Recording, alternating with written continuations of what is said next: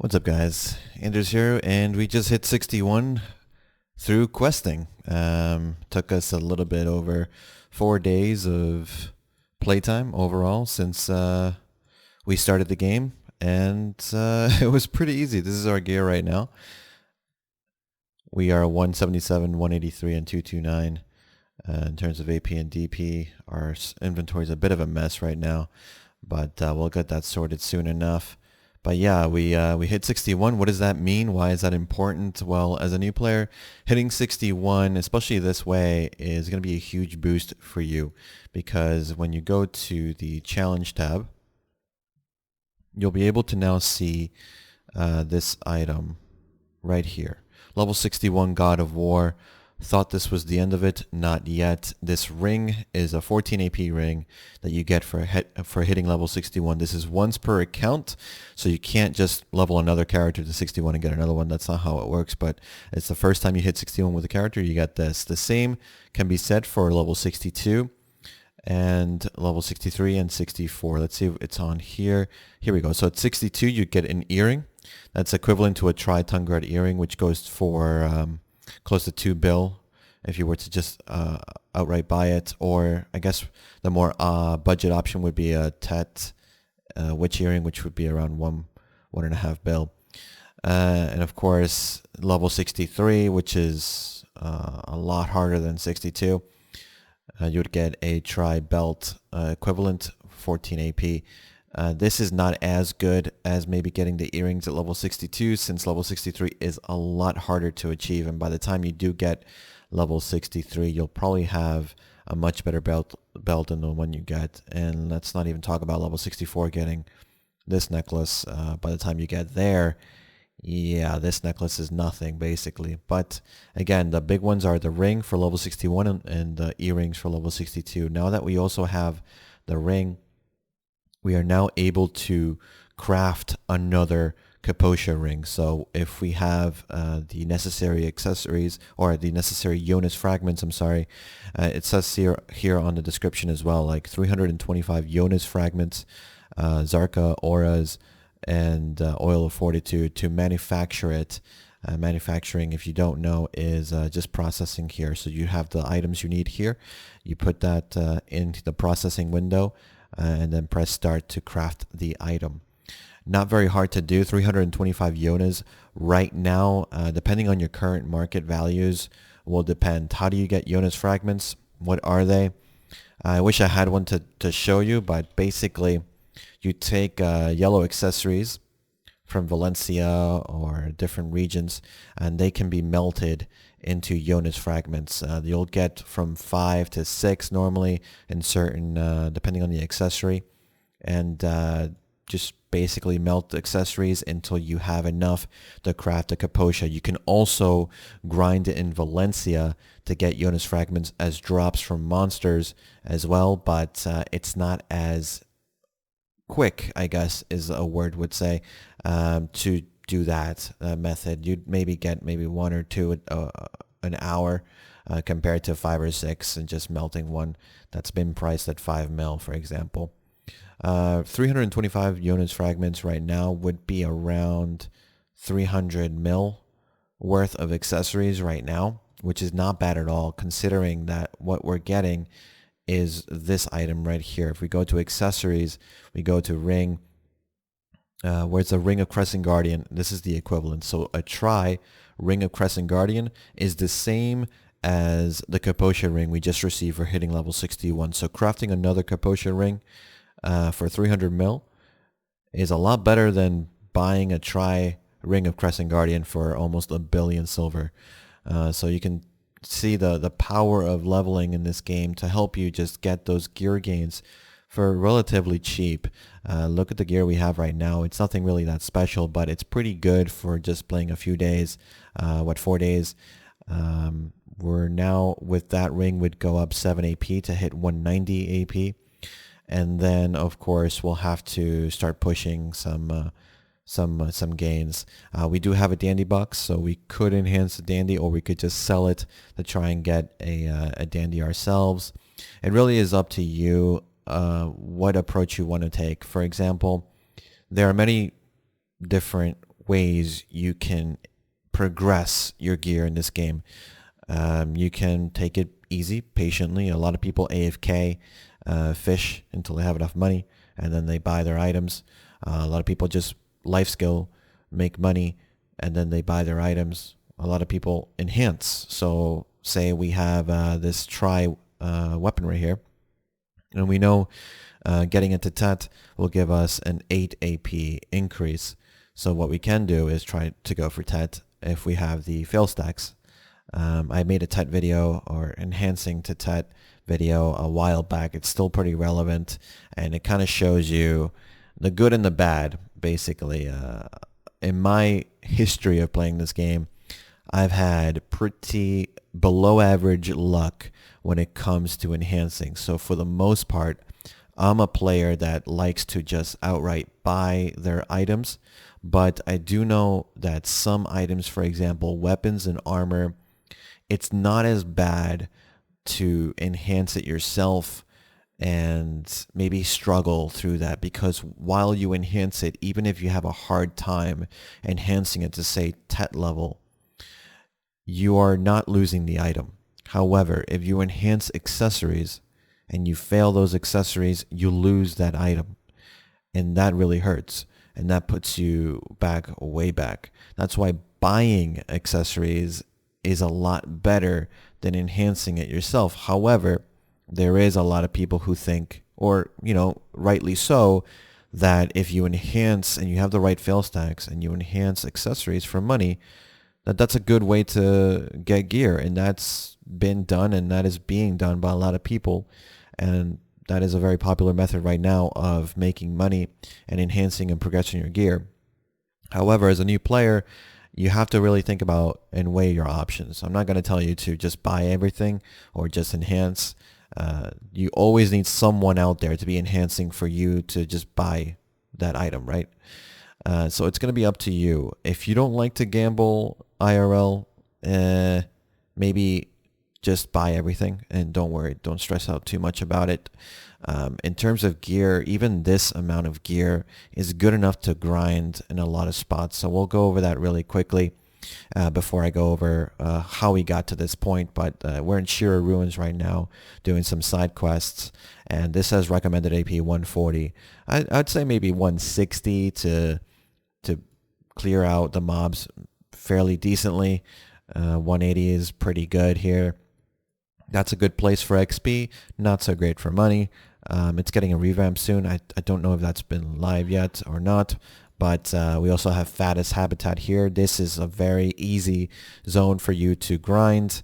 It's optimal AP. When it says optimal, you'll see the difference here, recommended AP and optimal AP. Optimal AP means that if you have over 190 AP right now and you grind here, it will not benefit you. There is a AP cap, as they say. So your power level is limited while you're grinding in this area. However, when it says recommended AP 240, for example, this area, that there is no AP limit. You can have as much AP as you want, and the more AP you have, the faster you're clear.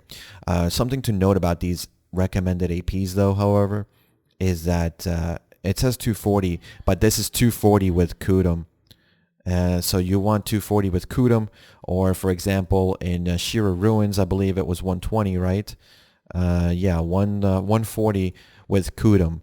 And Kudum is a very good offhand to have for PvE grinding. We don't have one yet.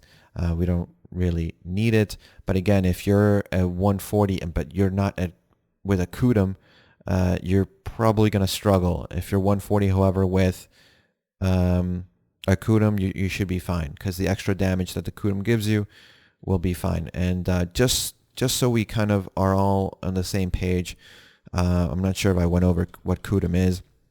Kudum is an offhand that you can get, and it says extra AP against monsters, so it's a PvE offhand mostly. It's very, very good for the most part. This is what you'll be using for the majority of your mid-game play until you get to a slightly higher level, close to soft cap. And in terms of how we got here, I want to go over that really quickly for you guys before I leave you. So what do we do? So we've gone over kind of basically the main points of our progression to level 61. We started the tutorial here. We went to Velia, our first town. We started the main story here. We went through the main story. We didn't do any side quests. We just focused on the main story. Got through Heidel, and then in Heidel you choose one of 3 roads that you can take through the main story. It doesn't matter which road you take. Once you finish that, you'll be in Calphion and finishing the Calphion story. Once you finish the Calphion story, we went to Medaya here. We did the Medaya main story. All the while not doing any side quests whatsoever. We want to save as many as possible for when we hit 56. Through the Medaya main story, we hit 56 and we awakened. Once we awakened, we started side questing through Velia, Heidel, Calphion, Florin, Kaplan a little bit, near Trent, which is down here. And once we got near Trent, we were getting to 58, 58 and a half. At 58, you can start doing the Chenga Sherikan side quest, which gets you this item right here, the Chenga Sherikan Tome of Wisdom. So as a new player, you'll be getting the normal tome.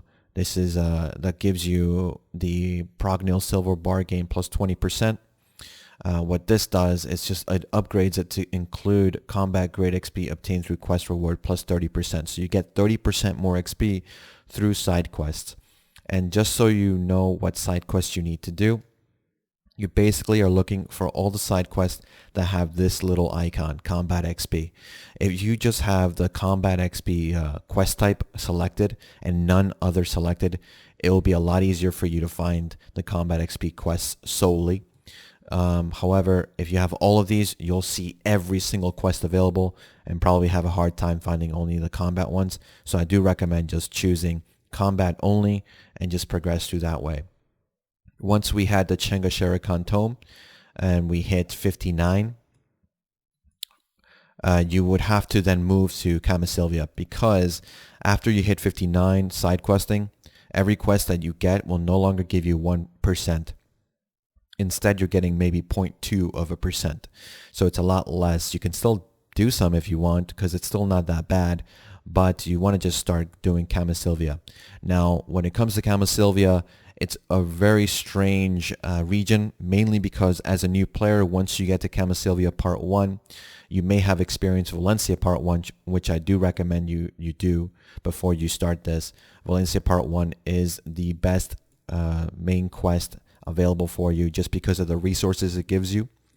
But once you do Camasilvia Part 1, you'll realize that a lot of these monsters and a lot of these quests available to you, the side quests, are very difficult for you to do. Even with us at 180 AP, we struggle a bit. It takes us a long time to kill things. And there's one quest in particular that requires you in the main story to kill 10 of these Manshelms. Recommended AP is 240 with Kudum. We have 180 no Kudum. So you can imagine it's really hard to kill these guys, but there's only 10 that you need to kill. So what I tend to do and what I recommend you to do is just take your time, bring a lot of potions, and you'll eventually kill 10. That's all you need to do. It's not an RNG quest. Just kill 10 somehow, some way, and you will complete the quest and you continue on. Once Part 1 is done, that's pretty much the only combat you'll see with the main story in Part 1. And you'll get a crystal out of it that's worth about 30 million silver or more, depending on which, if you're on console or PC or what region you play. You can sell that. It's not really a crystal that I would recommend you using. Frankly, as a new player, don't worry too much about crystals. We'll go over that in another video. I didn't use any crystals whatsoever. I didn't have any levels on attack speed or anything. It's fine. All we want to do is side quests right now.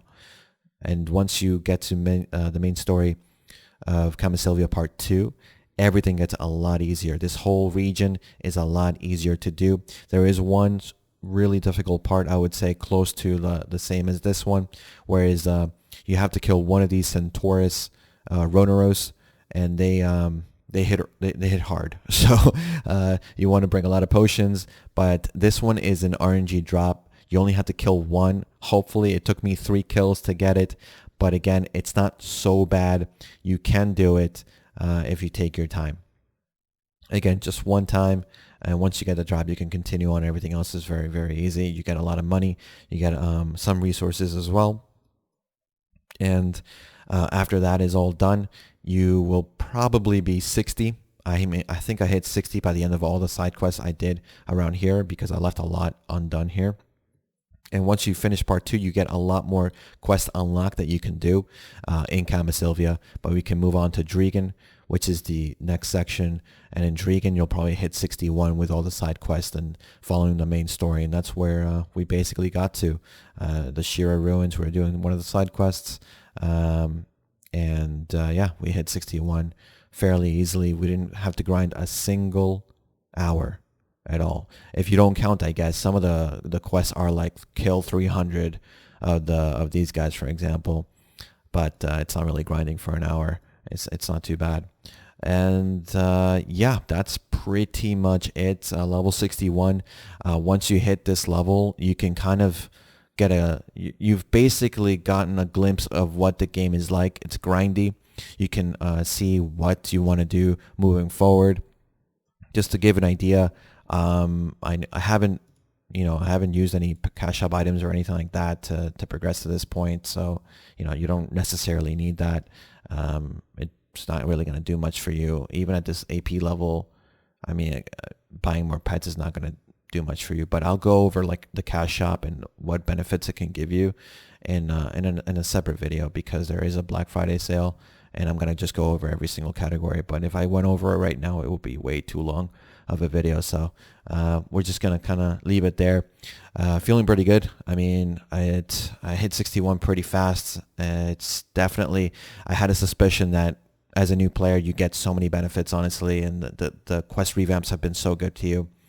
It's just amazing, honestly, and we've been pretty lucky with some of the world bosses, and the events have been pretty good to us. So we're gonna probably go and fish for the rest of the fishing event for some money, and then think about what we can do in terms of what we're going to do with this account in terms of progression. But I'll give you a layout in a separate video, what different options you have moving forward. I'll see you in a bit.